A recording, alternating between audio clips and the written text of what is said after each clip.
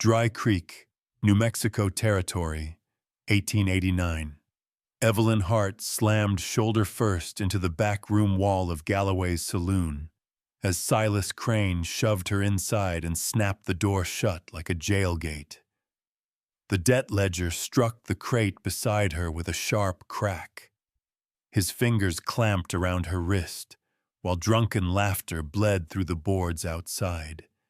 Men already talking about the southern work camps no woman ever came back from. He forced a splintered pen between her shaking fingers, his breath sour against her cheek. If they ship me out of this room tonight, no one on this earth will even ask where I went, she thought, the truth cutting deeper than his grip.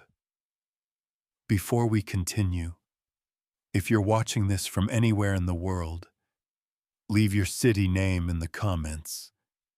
I want to see how far this story travels. The back room of the Dust Lantern Saloon was never meant for company. It smelled of spilled whiskey, old rope, the kind of dark where a woman's breath sounded too loud and a man's boots sounded far too sure. Evelyn stood in that dark now, hands tight to her chest, fingers trembling though she fought to steady them.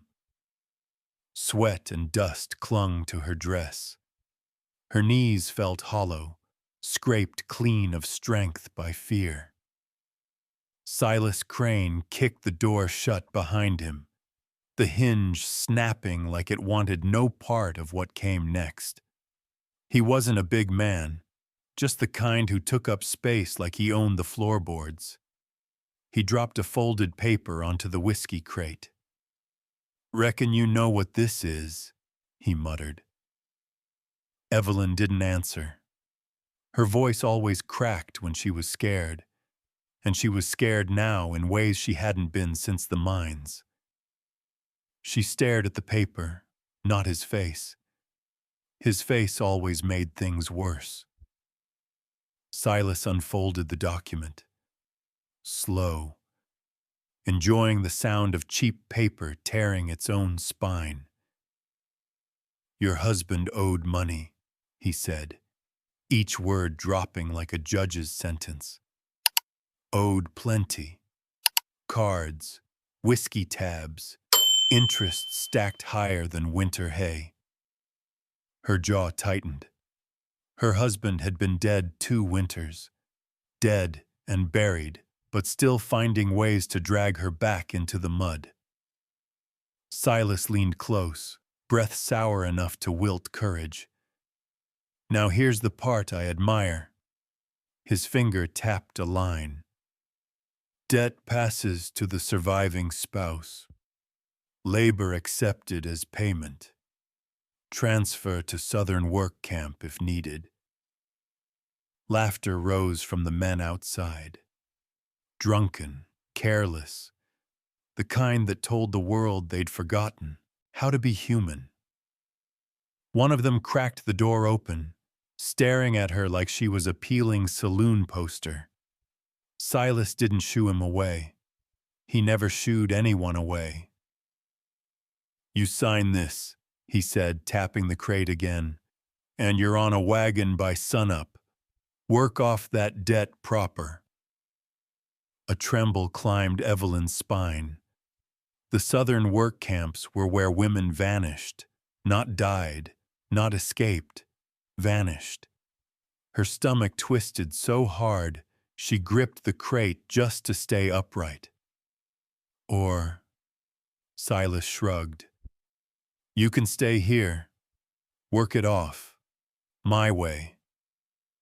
His hand brushed a lock of hair from her cheek.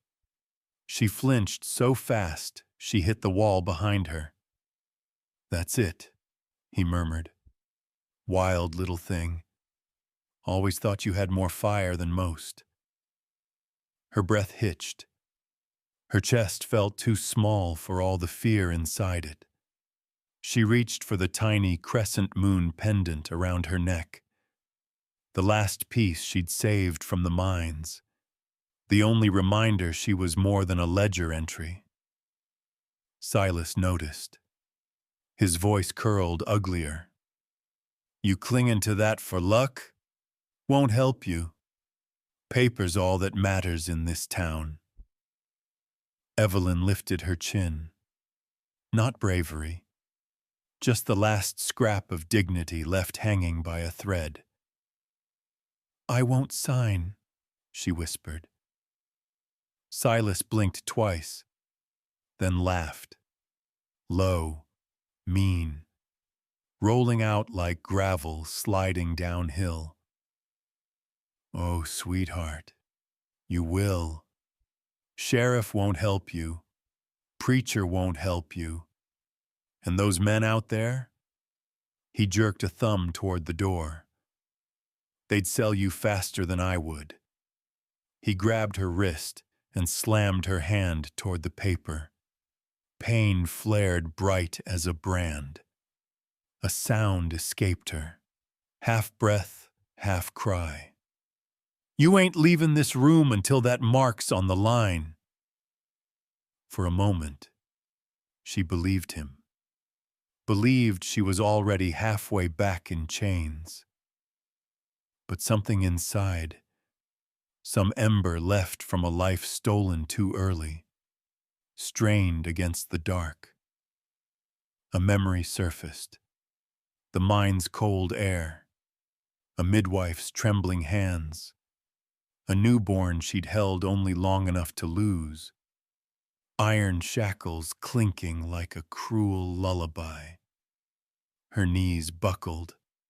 Silas hauled her upright, shaking her like fear could be hammered into obedience. Then, boots. Slow, heavy, steady. A walk that didn't hurry, didn't swagger, just carried the weight of a man who'd already made his peace with storms. The saloon grew quieter, not silent, just attentive. Silas didn't notice. He was too busy forcing the pen back into her limp fingers. Sign, he snarled. But Evelyn wasn't looking at the paper anymore. Her eyes lifted past Silas's shoulder, toward the doorway. A tall figure stood there, broad shoulders, dusty coat, hat brim low, a shadow carved straight from the evening. And for the first time since being dragged into this room, Evelyn felt something unfamiliar break through the terror. The first faint inhale after nearly drowning. Silas finally turned, annoyed. The man didn't speak, didn't threaten. He just looked at Silas the way a mountain might look at a rattlesnake curling too close to its roots. Evelyn didn't know his name. Not yet. But Dry Creek did. And that was why the room suddenly remembered how to breathe. Malachi Reed didn't come into the Dust Lantern Saloon like a man looking for a fight. He came in like a man who'd spent too many years trying to avoid one. Dust clung to his coat in places the wind never seemed able to reach. His hat brim stayed low, shadowing half his face, but not enough to hide the way his jaw worked as he took in the scene. The open back room door. The row of men suddenly pretending to mind their drinks. And Silas Crane, with his hand wrapped around a woman's wrist like he owned the bones inside it. Silas stiffened when he saw who stood there. Well now, he muttered, if it ain't the Moonrise hero himself, what brings a black rancher to my business tonight? Malachi didn't answer right away. He stepped fully into the back room, and the silence thickened like someone had thrown a blanket over the whole place. He didn't move fast. He didn't lean on anger. He just settled his weight like a man taking root. Let her go. The words landed soft, but carried the weight of a hammer dropped from a great height. Silas smirked, though it twitched around the edges. She owes money.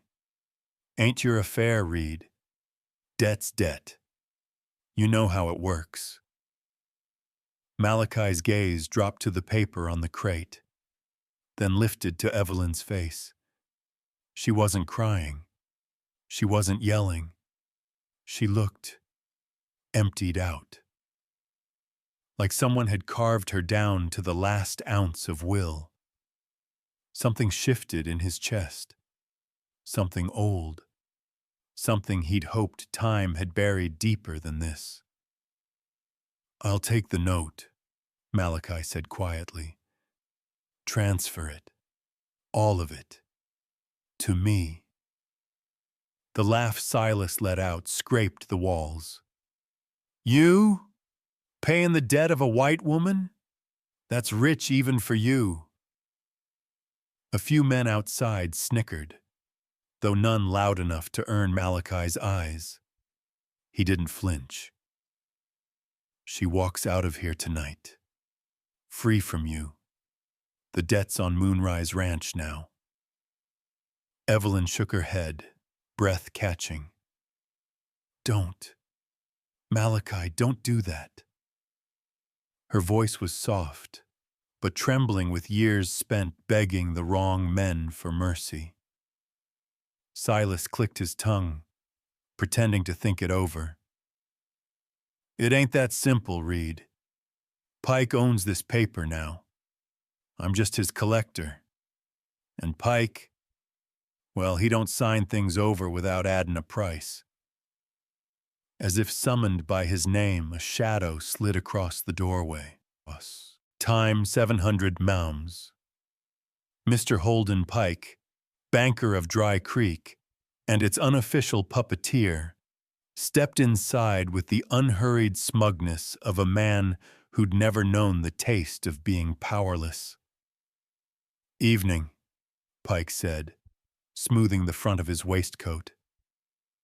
His eyes skimmed Evelyn, lingered a beat too long, then lifted lazily to Malachi. "Heard some noise. Thought I'd see what part of my property was being discussed." "Not your property," Malachi said. Pike smiled without warmth. "Not yet." He set a hand on the paper. "You want her? You take her debt. All charges, all interest. But I get to add a clause." He leaned in, voice honeyed and poisonous. "If you fail to pay, the ranch is mine, and the woman returns to the work camp by my say-so." A hum went through the saloon. Even the drunks heard the trap snapping shut. Evelyn's breath hitched. Her fingers dug into her skirt.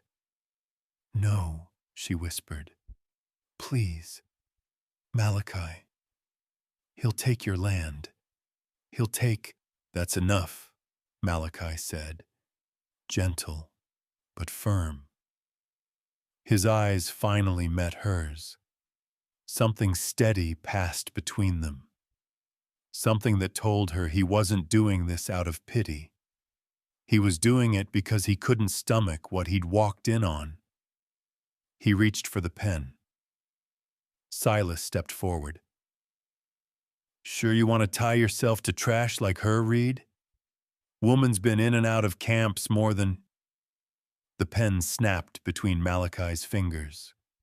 The room froze.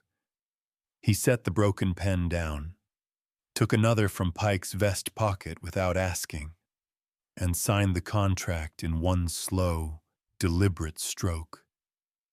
Evelyn felt tears burn behind her eyes. Not the kind she cried in fear, but the kind she'd forgotten how to cry. The kind that comes when someone does the impossible. Pike folded the paper.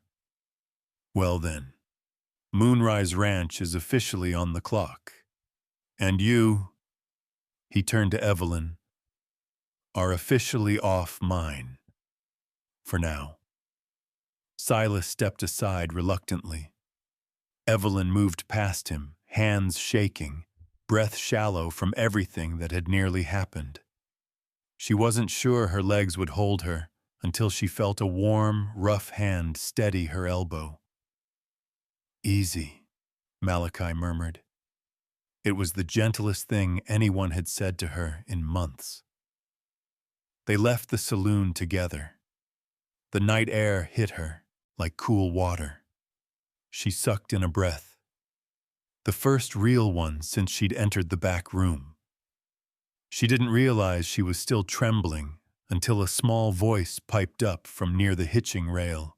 "Pa!" A boy no older than 8 ran toward Malachi, boots thudding, hair sticking out like tumbleweed.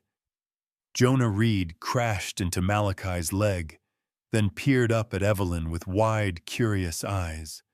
Bright, steady, far too knowing for a boy his age. "Who's she?" he asked. Malachi rested a hand on the boy's shoulder. "Someone who's comin' with us." Jonah blinked. She looked sad. Evelyn swallowed. "I'll manage." Jonah studied her a moment longer, then grinned the kind of grin only children still know how to make. Whole, uncomplicated, trusting. "You can ride with me," he offered. Malachi looked away, jaw flexing like the offer cut deeper than the boy meant it to. And Evelyn, shaking, bruised, half broken, felt something stir in her chest at the sight of the two of them. Not hope, just the faintest shape of what hope might look like if she could remember how to hold it. Moonrise Ranch sat quiet under a low stretch of evening sky, the kind that held its breath between daylight and dark. The land around it wasn't much. Patches of stubborn grass, tired fences, a barn that leaned like it held secrets of its own. But to Evelyn Hart, it looked like shelter. Not safety, not yet, but a place that didn't want anything from her.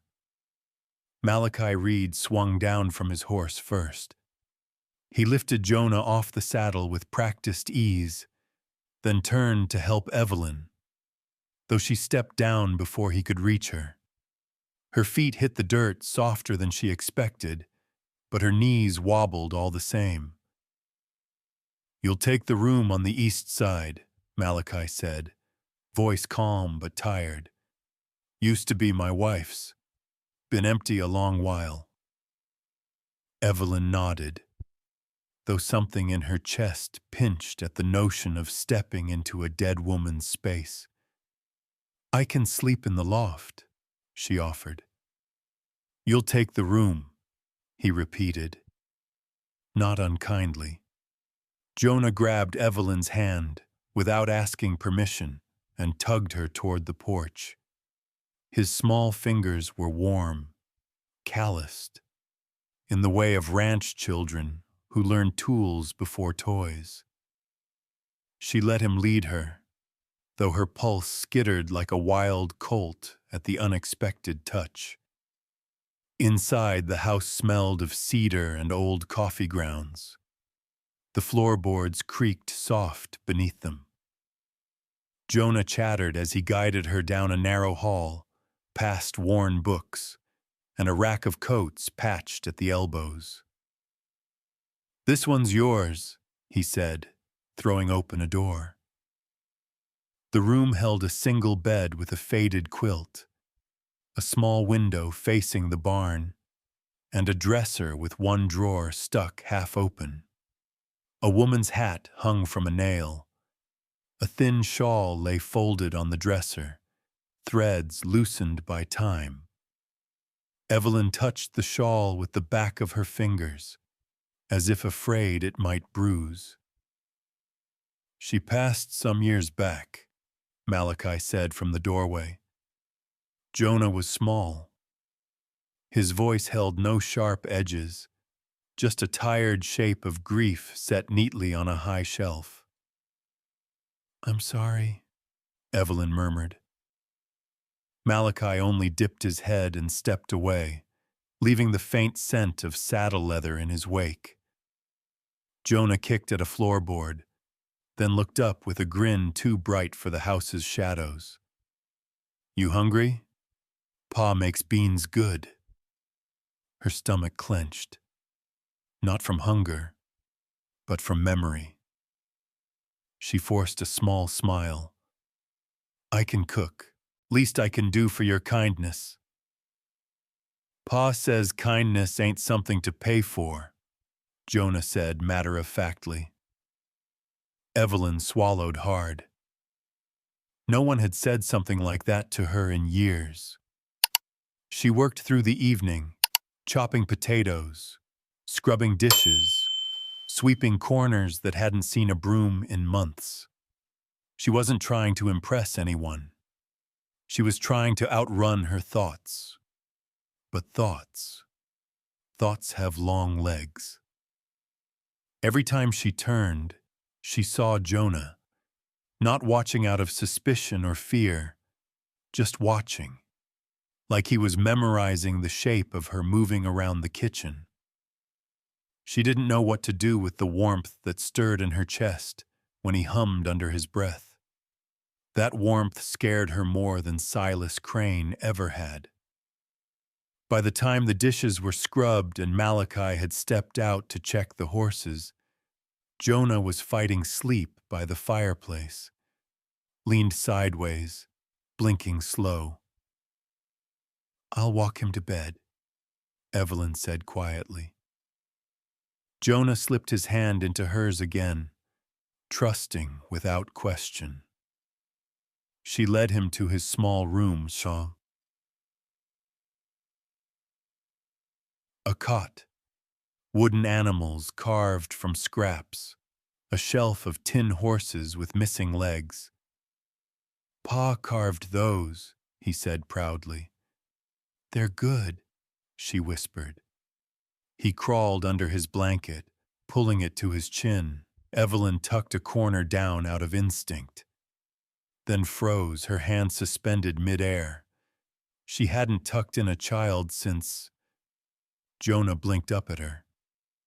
"You know songs?" Her throat tightened. "Some." "Sing one," he mumbled.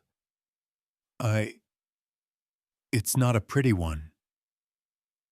"That's okay," he whispered, already halfway to sleep. So she sat on the edge of his cot, let her breath settle, let the darkness soften around them, and she began to sing. It was a low tune, born of mine shafts and long nights, meant to hush the trembling of women rocking infants the world didn't care about. The melody moved like a tired river, slow, quiet, heavy at the bottom. Halfway through, her breath snagged. Iron bars, cold straw, a tiny body pressed against her chest. The memory rushed up, sharp as broken glass. Her eyes burned. And before she could shape the next line, Jonah, eyes still closed, sang it for her. He didn't think, didn't hesitate. He simply picked up the verse she'd sung to a baby no one believed had lived long enough to remember. Evelyn's blood turned cold. Her heart slammed once, hard enough to hurt. She stared at the boy, breath coming thin. How'd you know that?" Jonah yawned. "I don't know. Heard it before. In my dreams, maybe." He shrugged, small shoulders rising and falling like it was nothing. But to her, it was everything. Her hands began to shake. She pressed them to her skirt to keep them from trembling apart. Memories pressed in. Too fast. Too sharp. A baby she'd sung that song to. A baby she'd held only hours before they tore him from her arms. A baby she'd been told didn't survive. Her lungs refused air. Jonah settled deeper into his cot. "Sing the end part," he whispered. Evelyn opened her mouth, but no sound came out. Behind her, soft footsteps paused in the doorway. Malachi stood there, shadow long across the floor, watching. And for the first time since she'd met him, she saw something like fear in his eyes. Not fear of her, but fear of what the truth might do to all three of them. "Before she drags you with her." Malachi didn't respond, not with words. The stillness in him changed, sank deeper, like a stone settling at the bottom of a river. "Give me a season," he said. "One cattle run, that's all." Pike chuckled. "A season? Moonrise Ranch barely has fences that stand upright. You'll be lucky to keep what little remains." When Malachi didn't take the bait, Pike's voice softened into something colder. "I'll tell you what, Reed. Bring me double the payment by the end of the season, and I'll consider easing up." "You know I can't." "Of course you can't. That's the point." Pike stood, walking around the desk. "But maybe there's another way." Malachi stiffened. "What way?" Pike brushed a speck of dust from his sleeve. "You send the woman back." Malachi's breathing stopped. Just for a second, but enough. "She's my debtor," Pike continued. "Mine by law. You release her. She works in the Southern labor line till the numbers settle. You keep your ranch. Clean trade." Malachi's voice dropped to a near whisper. "That ain't happening." Pike shrugged. "Your choice. But the numbers don't lie, Reed. And the law always sides with the man who holds the pen." Back at Moonrise Ranch, Evelyn scrubbed the last of the breakfast dishes with hands still trembling. Jonah had been unusually quiet, trailing after her like a small shadow. Every so often he'd glance toward the road, as though expecting trouble to ride in on the wind. "You don't have to keep working," she told him gently. "Go play, or help with the goats." Jonah shook his head. "Pa's mad." "He isn't mad at you."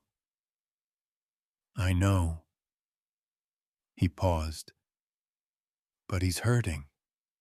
I feel it." Evelyn knelt beside him. "Jonah, men get quiet when the world pushes on them. Doesn't mean they're breaking." Jonah nodded, but the worry stayed in his eyes. As the sun climbed, Evelyn stepped outside, wiping her hands on her skirt. The open yard felt too wide, too full of quiet. She caught herself glancing toward the barn where Malachi had shown her how to tie a rope properly the previous evening. The memory felt warm and fragile. Jonah tugged her sleeve.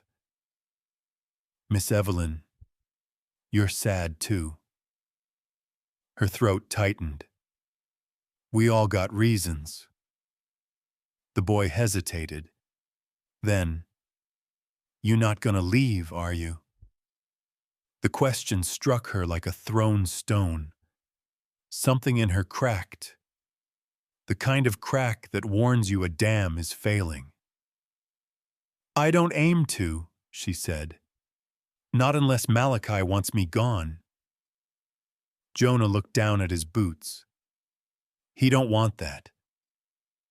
Evelyn touched the side of his cheek. "You're a good boy, Jonah Reed." And for a moment, she allowed herself the dangerous thought.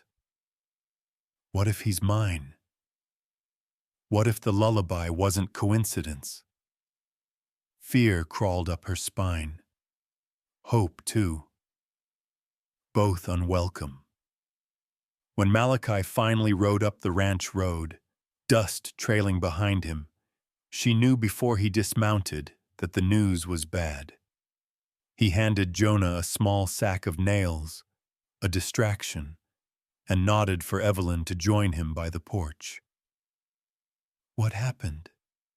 she asked softly. Malachi rubbed a hand across his jaw, the muscles jumping under his skin. "Pike moved the deadline up. Wants payment faster than I can raise it." Her stomach dipped. "How fast?" "Season's end. Maybe less." Evelyn wrapped her arms around herself. "He means to take your ranch. He means to take everything." Malachi's voice roughened. "And he offered a way out." She waited. He didn't look at her when he said it. "He wants you back in the labor lines."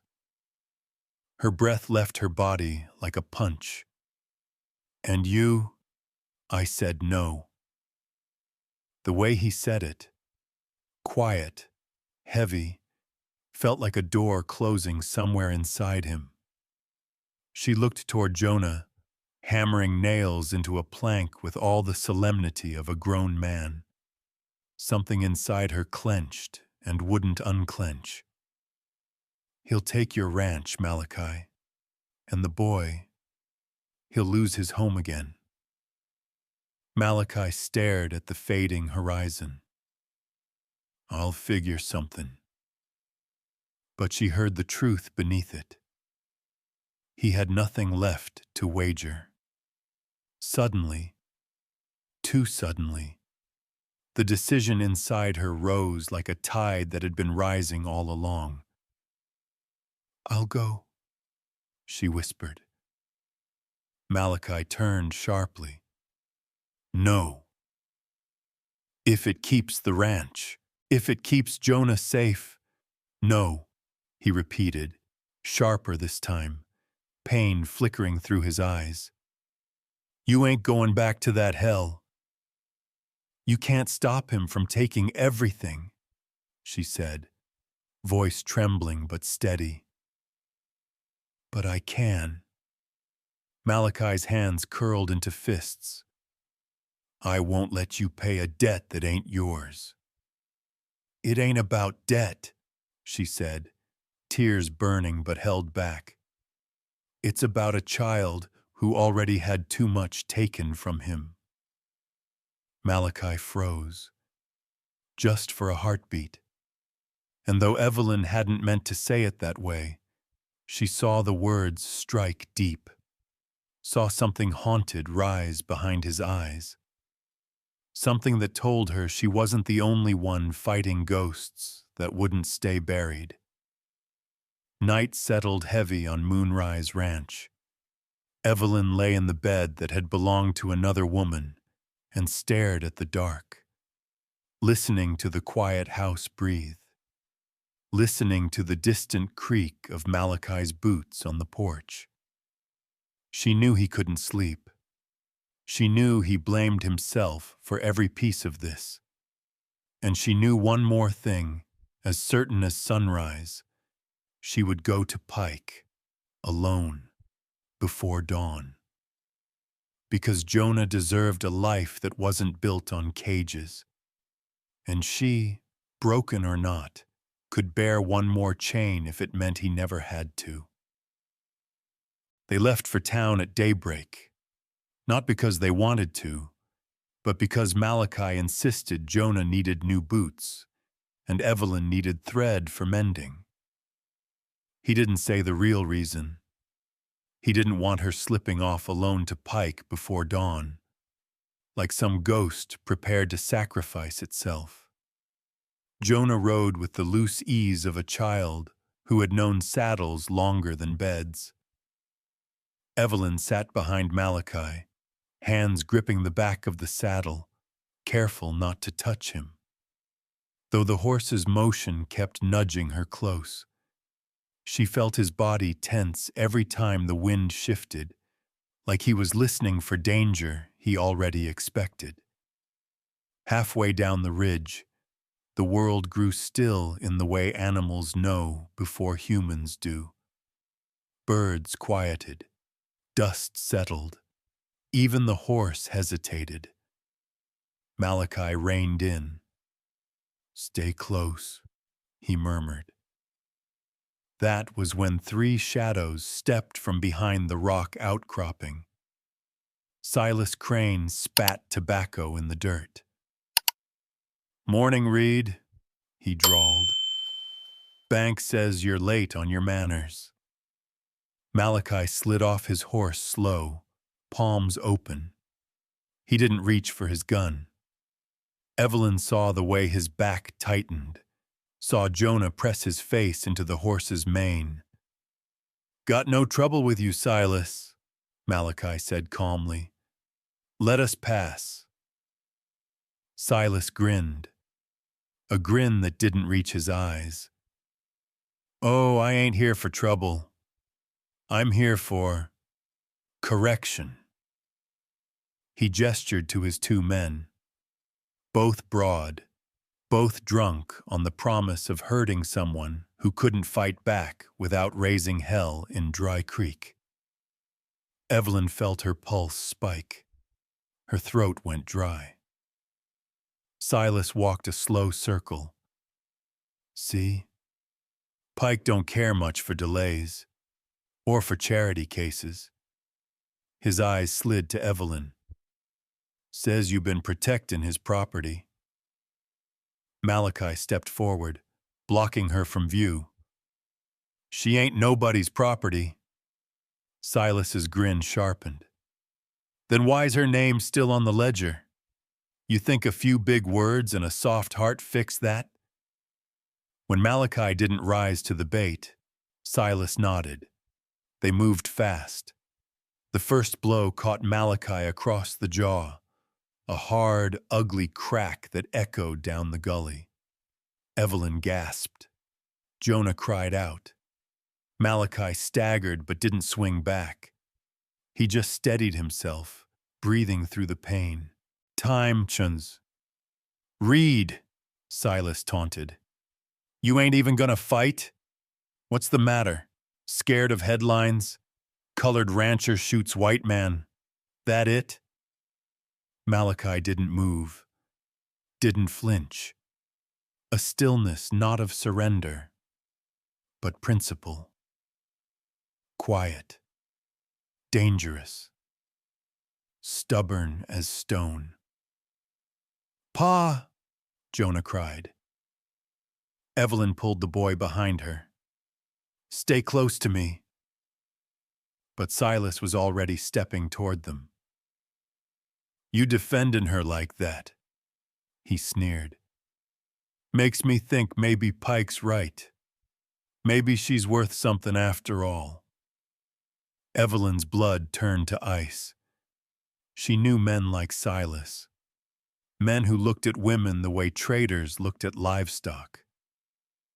Malachi took a blow to the ribs, but still didn't lift a hand. "Don't give him a reason," Malachi rasped when Evelyn stepped forward. "He wants that." Another strike. The sickening sound of fist on bone made Evelyn flinch, as if she'd been hit herself. Malachi dropped to one knee. Breath punched out of him. "Stop!" Evelyn shouted.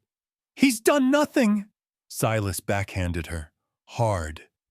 She stumbled, Jonah screamed, and threw himself at her side.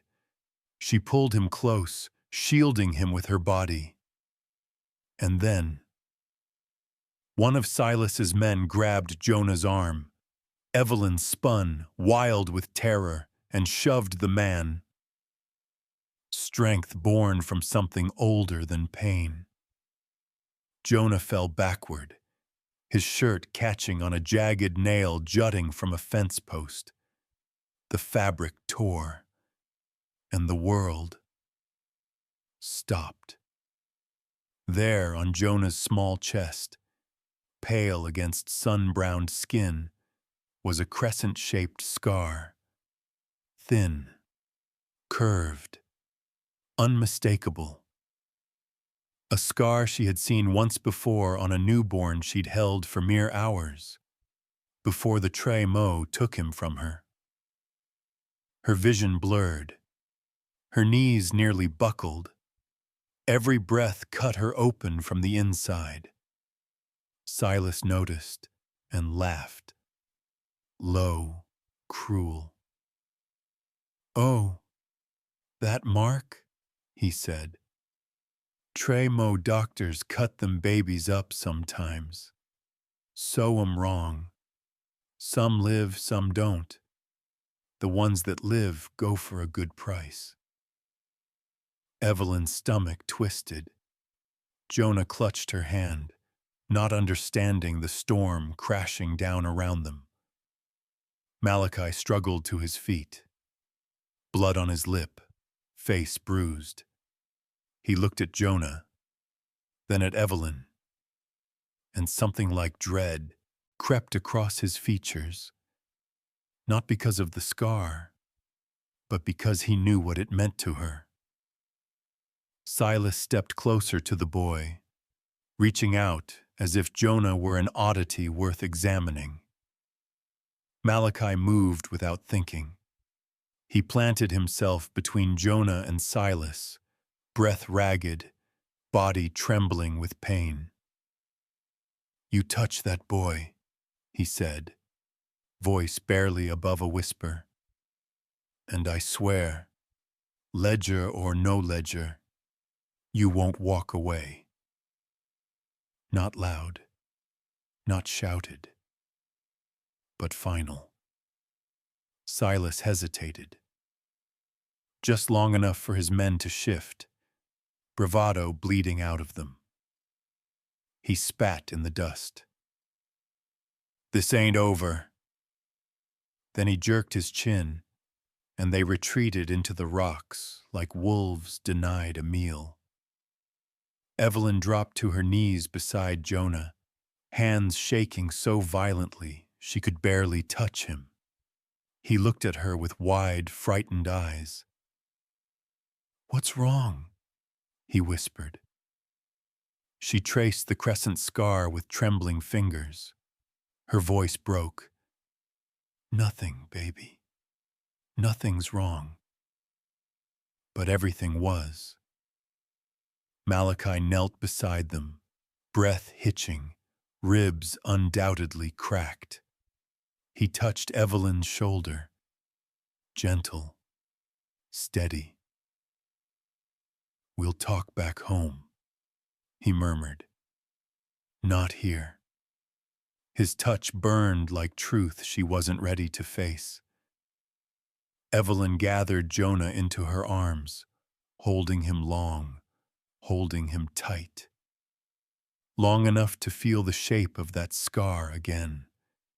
Long enough to feel the world tilt beneath her feet. Long enough to know, deep in her bones, the boy she'd been trying not to claim just might be hers. And the man who had just protected them both knew more than he'd ever said.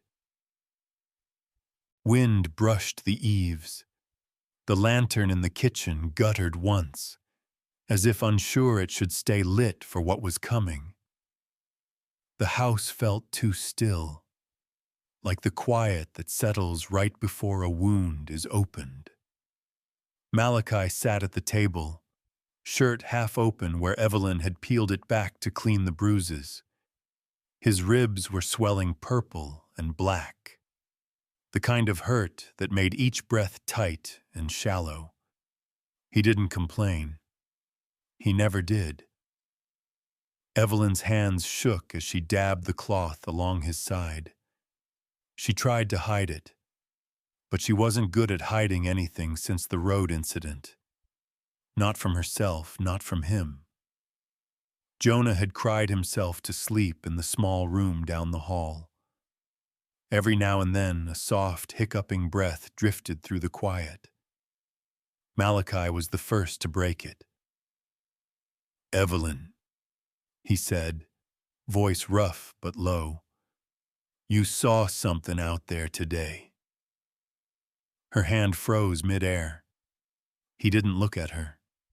He stared at the wood grain of the table as if answers might be carved into it.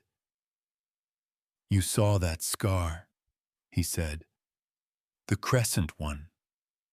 Her breath hitched. She lowered the cloth into the basin. The water rippled, sharp and cold. "I need you to tell me what it means to you," Malachi said. Evelyn leaned back against the counter, like her knees wouldn't hold. Her eyes burned. "It means," she whispered, "I once held a baby with that same mark, right here." She pressed her palm against her heart, trembling.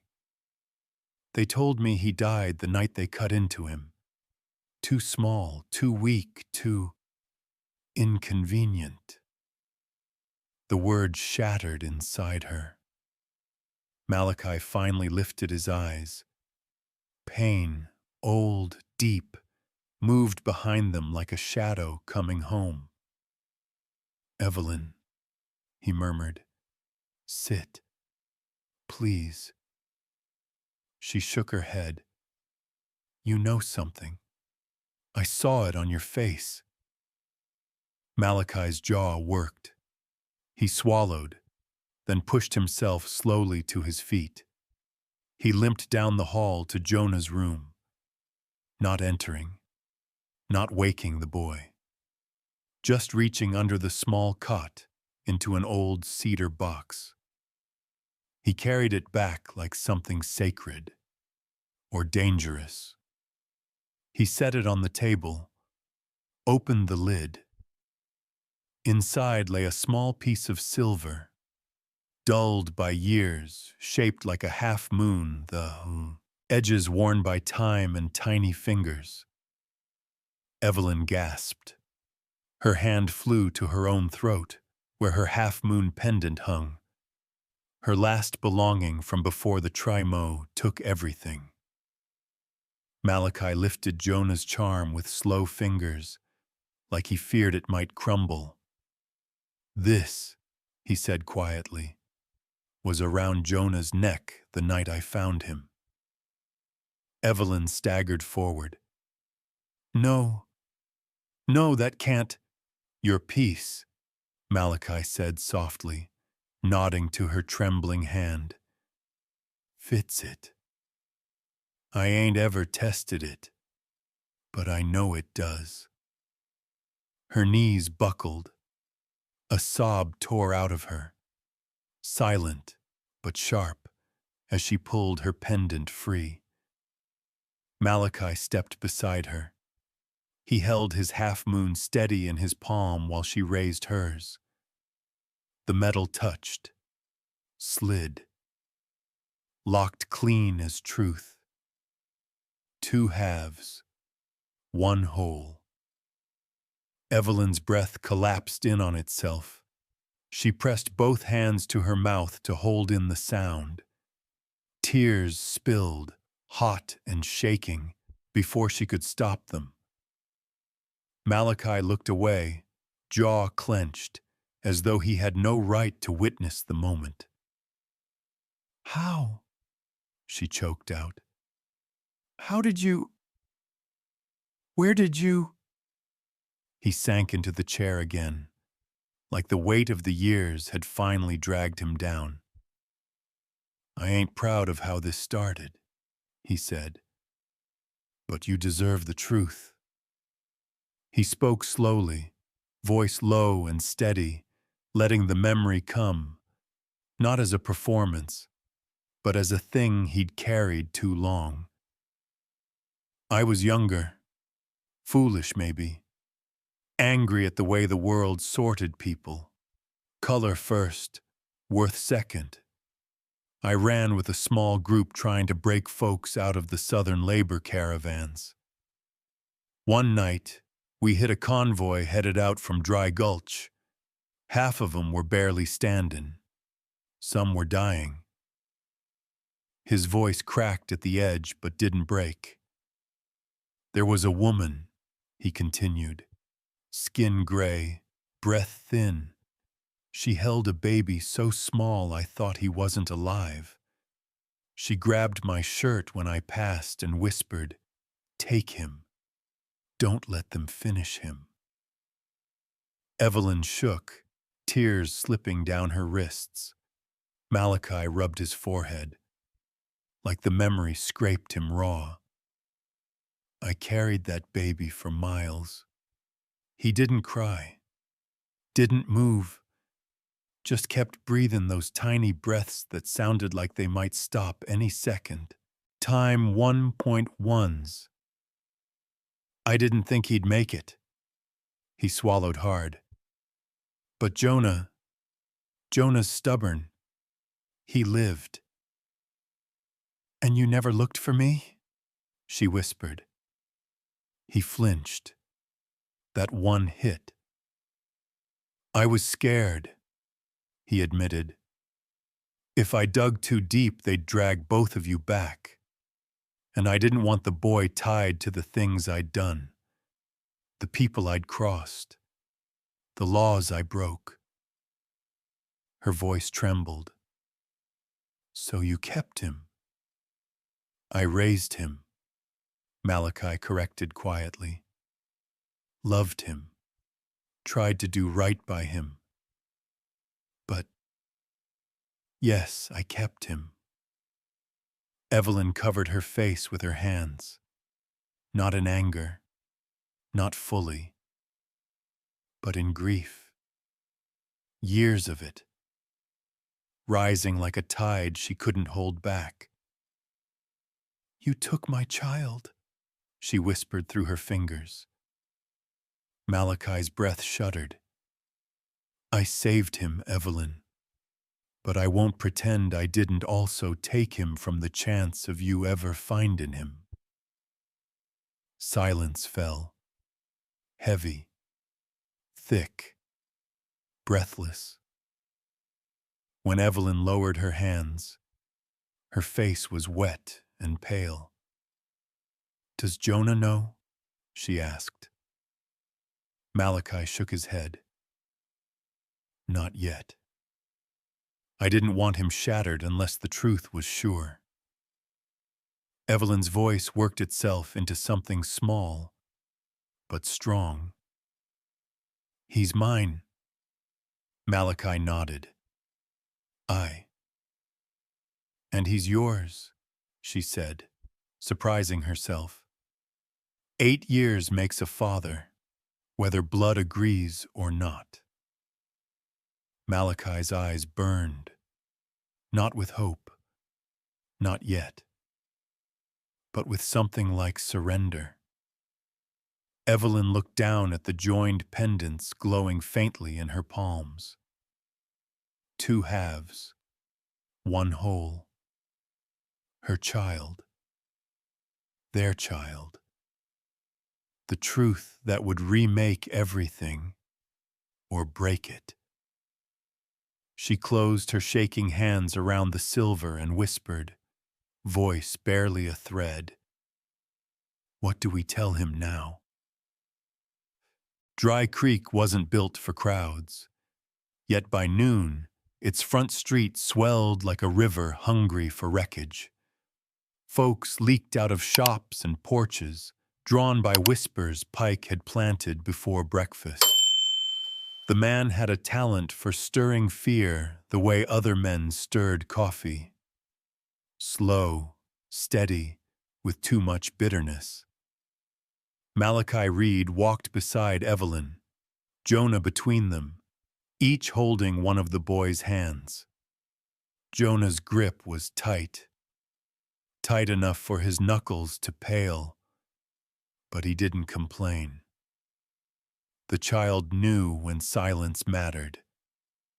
Evelyn's heart thudded hard behind her ribs. She felt every stare on her skin, as if the town were peeling her apart with nothing but its eyes. They know something, or they think they do. Rumor moved faster than truth in places like this. Malachi's jaw was set, muscles ticking.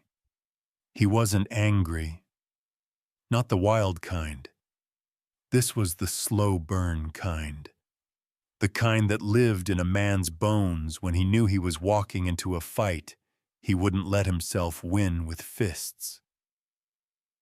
Pike stood on the bank steps, coat buttoned sharp, hat angled just so. A man who dressed tidy when he planned to do something dirty. "Dry Creek," Pike called, lifting his arms. "We've got business needs settling." Murmurs rippled through the crowd. Some leaned in. Others folded their arms. A few carried fear in their eyes. Fear of losing the world they understood. Pike's gaze slid toward Malachi, thin as a blade. Moonrise Ranch is in debt. Deep debt. That part ain't news. What is news is that the deadline's passed. Reed couldn't pay. Evelyn stiffened. Malachi's hand tightened on Jonah's shoulder. He signed his ranch over to me, and... Pike paused, letting the words grow teeth. "The woman who belongs with the papers, Miss Evelyn Hart, will be returned to lawful labor." Evelyn's breath snagged. The crowd rumbled, some in agreement, some in uncertainty. Malachi stepped forward. "She ain't going anywhere." "Oh?" Pike smiled without warmth. "You think you get to keep everything you touch? Land, livestock, other men's women, other people's children?" That last word sliced the air. Jonah's fingers twitched in Malachi's, but he didn't let go. Evelyn's lungs froze. He knows, or he's guessing. Either way, danger. Pike spread a sheet of paper wide like a preacher with his scripture. 8 years ago, a labor convoy was raided. Prisoners vanished. And, funny thing, he tapped a name on the page. So did a newborn slated for medical review. Infant male. His cold eyes drifted toward Jonah. Barely survived the night, so I'm told. A ripple tore through the crowd. Necks craned. Whispers sharpened. Malachi's shoulders rose once, fell once, heavy, as though he'd been bracing for this moment all morning.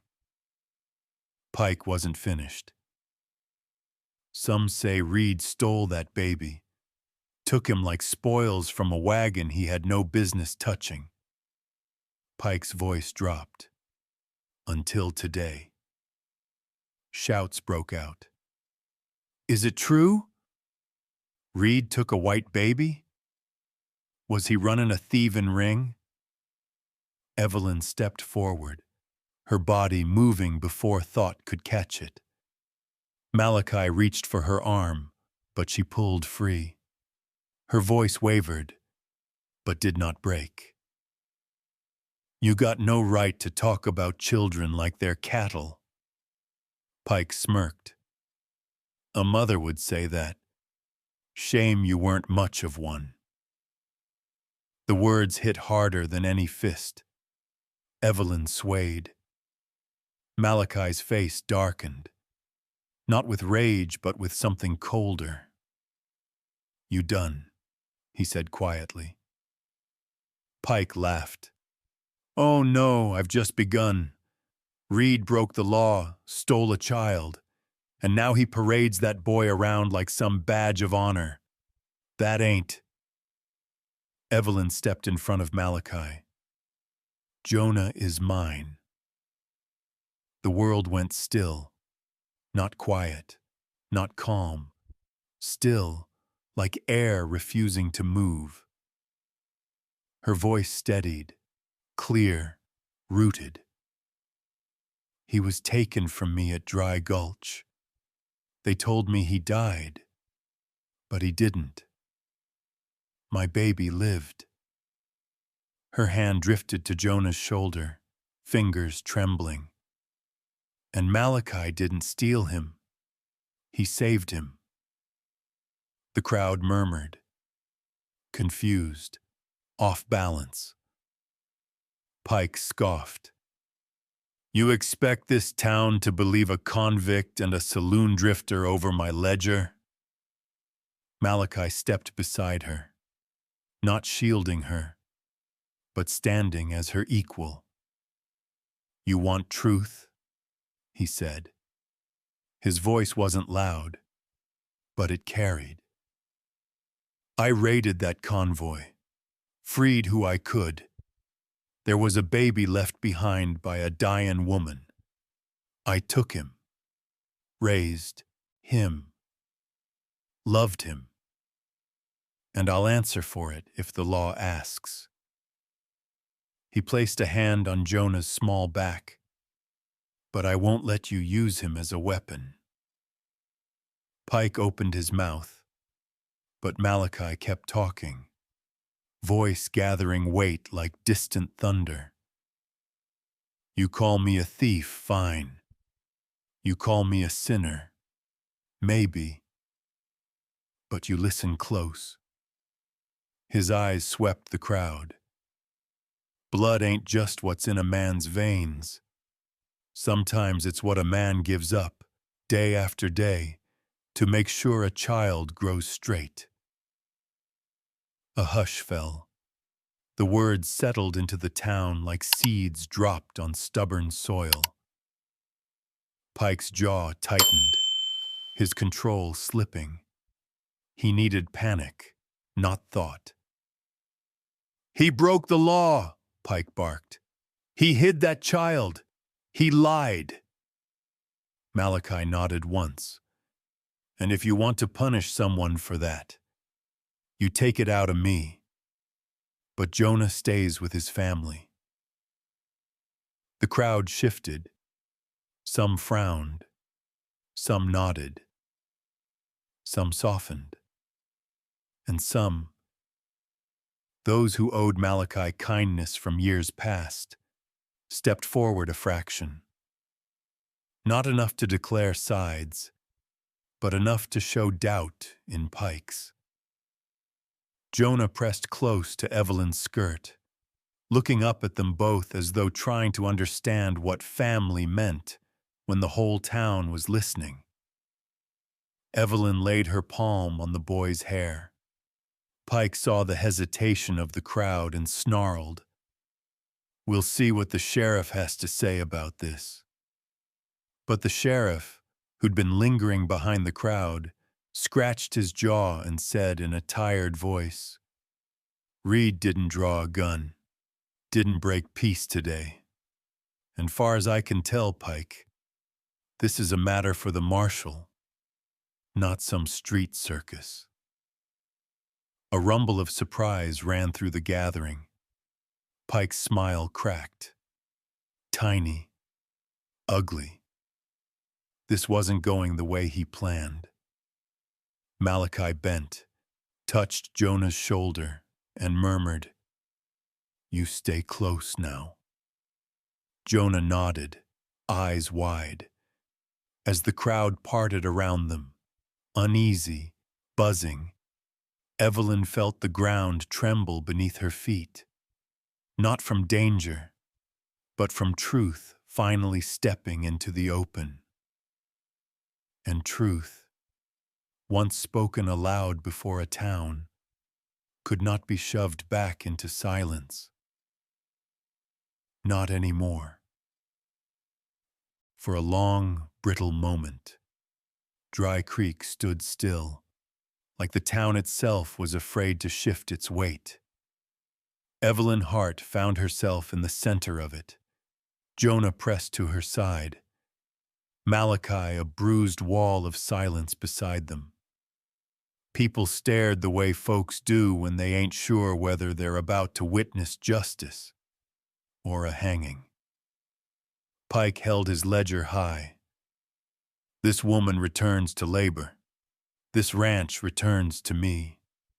And that boy, his eyes cut toward Jonah, belongs nowhere near Reed. Gasps rippled through the crowd. Jonah's small fingers curled into Evelyn's skirt. Malachi's voice came low, steady. You don't touch him, Pike. Not a word. Not a hand. Pike sneered. Man like you, raising a white child, folks ought to know what you stole. The crowd murmured, half fear, half curiosity sharpening into something mean. Evelyn stepped forward before Malachi could. Her heartbeat throbbed behind her ribs, but her voice came steady, clearer than she felt. You want truth? She said. Then hear it. The square quieted. Dust settled. I had a baby at Dry Gulch. They cut him open, said he didn't last the night. I mourned him. 8 years. She touched Jonah's shoulder. But he lived, and he's mine. Whispers swept across the crowd. Doubt cracked Pike's smugness for the first time. Pike scoffed. Sentimental nonsense. Prove it. Malachi pulled the half-moon pendant from his pocket. Evelyn lifted hers from her throat. When the two pieces met, the click was soft, soft enough that silence carried it farther than any shout. A few women covered their mouths. A man near the front whispered, Lord, help us. Pike's voice rose, desperate. That don't excuse Reed kidnapping him. I saved him, Malachi cut in. No roar, no threat. Just truth, heavy as iron. Convoy was dying. His mama begged. I carried the boy out, fed him, raised him, and if the law says I should answer for how I found him, I will. He placed a hand on Jonah's back, gentle, sure. But you won't use this child as a tool, and you won't break her again. The sheriff shifted uneasily, but spoke with a firmness Dry Creek hadn't heard from him in years.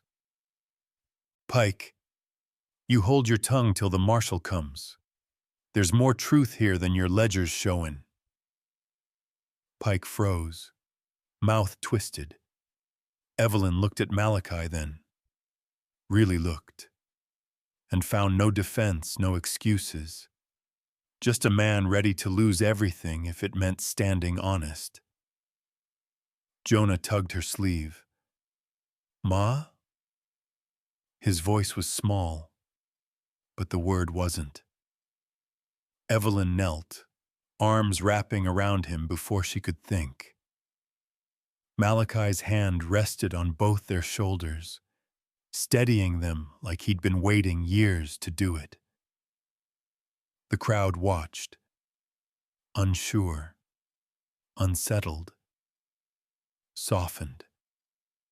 A family stood in the dust that day, bruised, exposed, but unbroken. And truth, spoken at last, hung in the air like a bell still ringing. Dry Creek didn't scatter after the sheriff's warning. Folks lingered like cattle before a storm, uneasy, waiting for the next strike of thunder. Pike stood on the bank steps, red-faced and trembling with wounded pride, knowing he was losing the grip he'd held over this town for a long, long time. He jabbed a finger toward Jonah. Since everyone's spilling truths, let's settle one more. That boy's gotta belong to somebody. Who's claiming him? Her? He pointed at Evelyn with a sneer. Or him?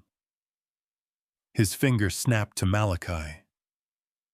The question hit the square like a gunshot. Jonah froze between them, small hands clenched at his sides. Evelyn's breath shuddered. She knew what Pike wanted. Another fight, another fracture, split the family before it had a chance to stand fully upright. Malachi didn't move, didn't speak. He looked at Evelyn with an expression more raw than any bruise on his face. Whatever she said, he'd take it, even if it broke him. Evelyn stepped forward. My son, she said quietly, belongs with the man who raised him. The crowd gasped, some stunned, some moved. Evelyn touched Jonah's back, voice steadying as it rose. Yes, Jonah is my blood. But blood ain't the only thing that makes a parent. This man, she nodded toward Malachi, carried him out of death, fed him, taught him right from wrong. He's been Jonah's father every day for 8 years. Malachi stared at her, breath caught somewhere deep in his chest. Jonah blinked up at him, hope flickering like a lantern flame. Pike scoffed. So the boy belongs to Reed, then? That what you're saying? You giving him up?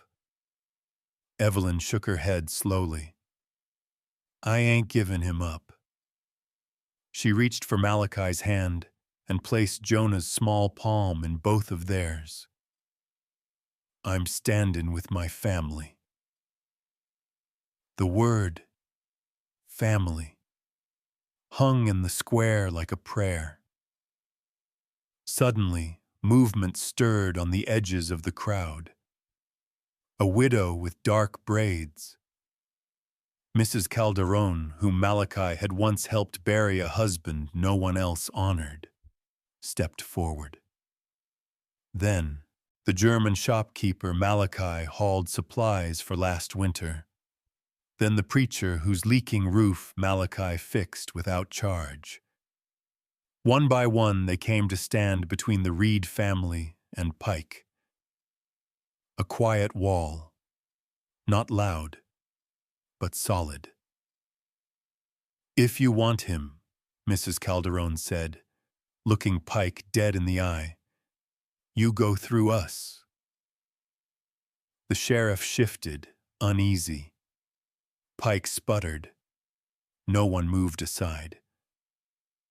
Malachi swallowed hard, the weight of years of being alone cracking inside him. He bowed his head slightly, not in surrender, but in gratitude that came from a place deeper than pride. Pike tried one last swing. You're all fools. The law'll be handled by the marshal, the sheriff cut in. Until he gets here, this family stays together. That's my ruling. Evelyn's shoulders sagged with relief. Jonah clung to Malachi, and Malachi pulled him close with a breath that sounded like something inside him finally letting go. The crowd broke apart slowly, softer now, as though seeing the three of them with new eyes. For the first time since Dry Creek had woken that morning, hope felt heavier than fear. And it stayed, right there in the dust, right there where a family had chosen each other in front of everyone. The marshal from Santa Fe arrived 2 days later, riding in with a dust-coated coat and the tired eyes of a man who'd seen too much of what people do to each other. Dry Creek watched from porches and windows as he dismounted, nodded once to the sheriff, and asked for both the Reed family and Pike to meet him in the church hall. Sunlight slanted through the warped windows, catching dust motes that hung like suspended judgment. Evelyn sat on one side of the aisle, Jonah tucked close, Malachi standing just behind them.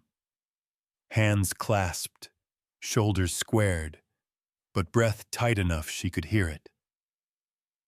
Pike strutted in last, slick as always, ledger under his arm like a badge. The marshal opened a worn leather folder. "I've got statements from surviving workers at Dry Gulch, and a list of infants marked for transfer 8 years back." His eyes flicked to Jonah. One male, crescent scar, half-moon pendant recorded as personal property. A murmur stirred behind them. Pike paled, but kept his smile pinned on. Lists can be forged, testimonials bought. The marshal ignored him. Documents also show irregular loan entries tied to your bank, Mr. Pike. Credits exchanged for labor contracts, children included. He snapped the folder shut. That's human trafficking under territorial law. Gasps rippled through the wooden pews. Someone cursed under their breath. Pike sputtered, "This is absurd. That rancher, he kidnapped." Malachi Reed acted outside the law, the marshal said calmly. But his raid exposed a larger ring. Without it, we wouldn't have these records. He turned to Malachi. "You may face questioning in Santa Fe, but you will not be charged. Not as a perpetrator, as a witness." Malachi lowered his head, the breath shaking out of him. Jonah looked up at him, worry fading into something close to pride. The marshal continued, voice softer now. "As for the boy, Jonah is Evelyn Hart's biological child. That part's indisputable." He nodded at Malachi. "But you raised him. 8 years carries weight. So I'm granting temporary joint guardianship until a formal hearing." Evelyn exhaled a breath she hadn't realized she'd been holding. Time froze. Malachi's fingers brushed Jonah's shoulder. Barely a touch, but full of meaning. Pike lurched to his feet. "You can't just sit down," the marshal said. The quiet steel in his tone silenced the entire hall. Silas, shackled near the door, sneered. "Told you it'd bite you someday, Pike." The marshal turned to the sheriff. "Take both Pike and Crane into custody. Charges include fraud, coercion, and trafficking." For the first time, Evelyn saw fear flicker in Pike's eyes. Not anger, not confidence, fear. Jonah pressed against her. Ma, are we safe now? She smoothed his hair. Safer than we were. Malachi stood rigid beside them, uncertainty tight in the set of his shoulders. When the marshal stepped closer, Malachi's spine straightened like a palm bracing for another blow. Instead, the marshal spoke gently. You did wrong, and you did right. Sometimes the law's slow to know the difference. He paused. But the boy deserves you both. Malachi swallowed hard. Evelyn felt her eyes sting. Outside, the townsfolk gathered in clusters, not jeering, not whispering, just watching. Something in the air had shifted. Maybe respect, maybe shame, maybe both. Evelyn reached for Malachi's hand. He hesitated, just for a heartbeat, then let his fingers fold into hers. And for the first time, it felt like the three of them weren't standing against the town, but simply standing together. Evening light settled over Moonrise Ranch, soft as a worn blanket pulled over tired shoulders. The kind of light that made a man think slower, breathe deeper, feel things he'd been avoiding all day. Evelyn sat on the porch steps with Jonah curled against her side, his head tucked under her chin like he had been there his whole life. Malachi stood a few feet away, working a piece of rawhide between his fingers, the way men do when their hearts are too full and their tongues too stiff to speak. The wind carried the faint smell of dust and horses, familiar, safe, almost holy. Jonah spoke first, voice small, a thread tugging at something deep in both adults. Ma, you said people at the camp took me away 'cause they thought I weren't worth keepin'. But you came back, and Pa saved me. So, which one's true? Evelyn's breath shuddered in her chest. She touched the crescent scar over his heart, her thumb trembling. Both things happened, sweetheart. The wrong people took you. The right man carried you away. And her voice cracked like thin ice, I never stopped looking for the sound of your cry. Jonah leaned into her, eyes shining. If I'm made from both of you, do I get two hearts holding me? Not just one? Malachi's hands stilled. His shoulders pulled tight, as if someone had lassoed his ribs and yanked hard. He turned toward them slowly. That's what scares me, son, he said, voice low and graveled. 'Cause two hearts can break twice as easy. Evelyn looked up sharply, catching the meaning tucked beneath that sentence. The leaving, the distance, the self-blame he carried like a chain under his coat. Malachi Reed, she said, rising to her feet, Jonah's hand in hers.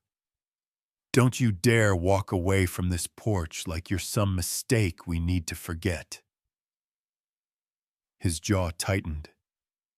I've done wrong, Evie. I took a child without knowing who he belonged to, raised him under a lie, kept him close 'cause I didn't know how to let him go. He swallowed hard. I can give you the ranch. All of it. Put the deed in your name. You and Jonah'll be safe. I'll head south. Start over where no one knows what I did." Jonah's fingers dug into Evelyn's. "Pa." "No." Evelyn stepped closer. Close enough to feel the heat of his breath, to see the pain flickering behind his steady gaze.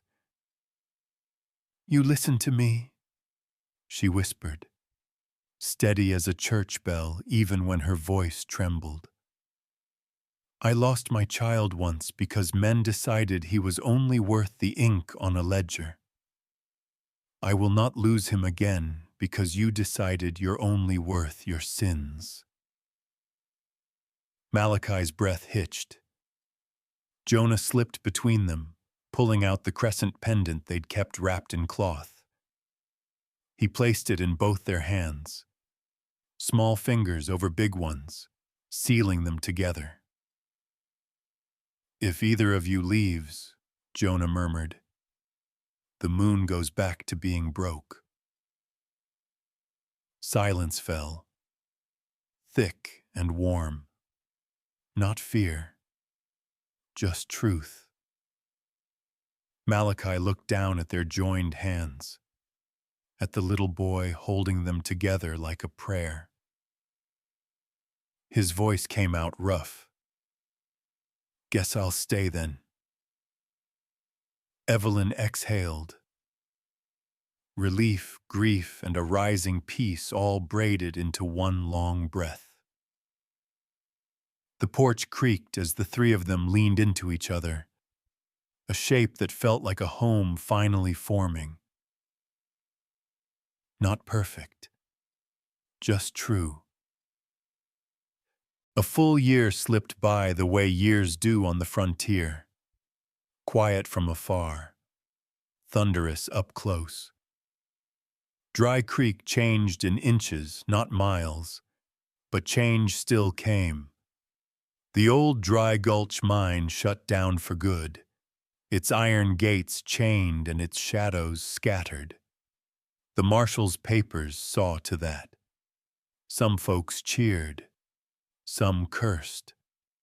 Most just nodded, like they'd known something foul lived under that dust all along. Moonrise Ranch changed too. Evelyn stood on the porch of the new house they'd built. Half Moon House, Jonah had named it. Running her hand along the smooth cedar rail Malachi carved by lantern light. The house sat where her patch of land met Malachi's.